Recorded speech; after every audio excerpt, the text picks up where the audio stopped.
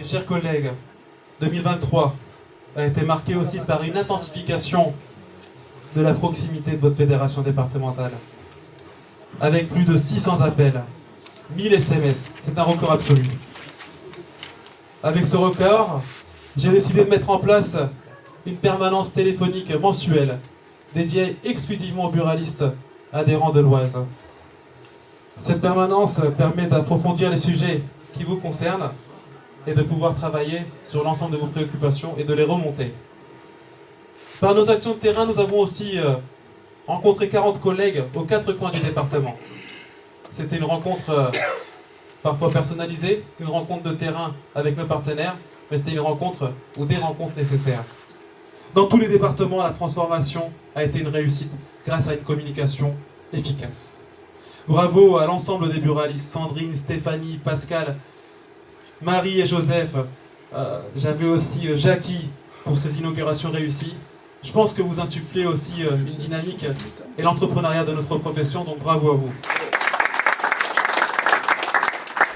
Je considère qu'on n'est plus sur un épiphénomène, on est bien sur de la criminalité de grand chemin.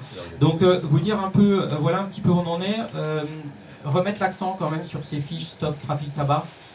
On a besoin de continuer, je vois qu'elles augmentent en quantité, elles augmentent en qualité, sachant que cette année on va enfin avoir nos 2 cyberpatrouilleurs, puisqu'elles sont formées, ces deux dames, qui sont basées à Amiens, elles sont formées, elles ont l'habilitation spéciale de la directrice générale.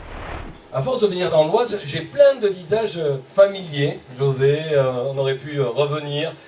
Vous avez toujours à cœur de nous accueillir, d'échanger, de partager. Et merci pour ces visites, Serdar, que tu as organisées. On peut se féliciter aussi de tous les dispositifs que nous avons fait voter, je dirais, par le Parlement, que ce soit les amendes, bien évidemment, pour les vendeurs à la sauvette, pour les acheteurs. Le trafic aujourd'hui est polyforme. Il est international, il est local, il est sur les axes routiers, les aéroports, les réseaux secondaires, il est partout. Et donc, si le mal est partout, il nous faut des médecins partout. C'est bien pour soutenir le travail des douanes, pour faire de la coordination de services, que cela a été fait et que cela paye aujourd'hui en termes de résultats. Le ministre Gabriel Attal, qui était à notre congrès il y a 2 ans, l'avait dit, la peur doit changer le camp.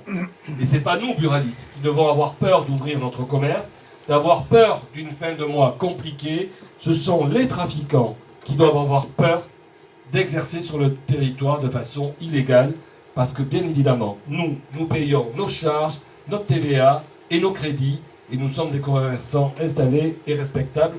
Donc en tous les cas, nous voulons être protégés à la hauteur de l'engagement de chaque buraliste ici dans la Seine.